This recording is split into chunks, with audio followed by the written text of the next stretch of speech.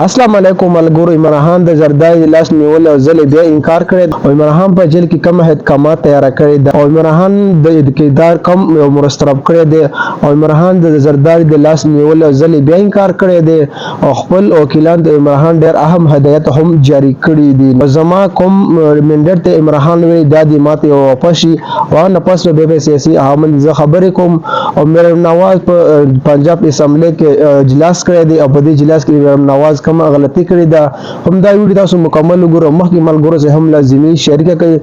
عمران خان ټول مخکې په عمران خان باندې خبرې کوم. عمران خان د ټکم د هدایت جاری کړی دی. عمران خان ویلي دی کم د پیپر 45 کم آزاد خلک ته هغه ته ملاو شوی دی. عمران خان کسانو ته هغه ته ویل تاسو په هر ځای کې تاسو خپل ځای راوځئ او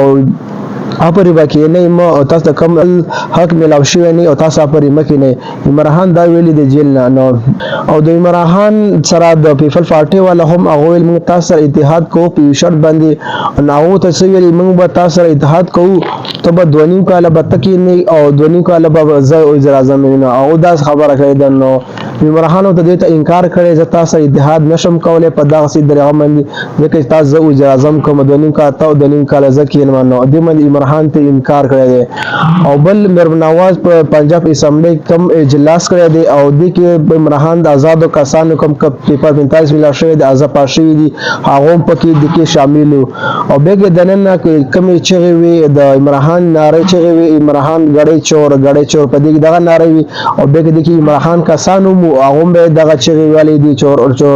نو مریم نواز پر نو دې کسانو چې به د لکه عمران خان خبر شنو چې په د سمله کې داسې چغي وي. عمران خان به د وخت ډېر د حقبان اظهار هم کړی دی. موږ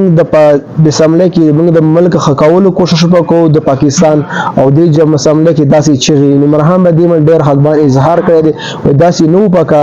موږ ملک سم مخې کو چې داسې تاسو موږ ټول کالو داسې چغي وو په د پانه چور موږ دا غاړي موږ ټول د ښکار کو په دې باندې عمران خان ډېر حقبان اظهار کړی داسې نو پکار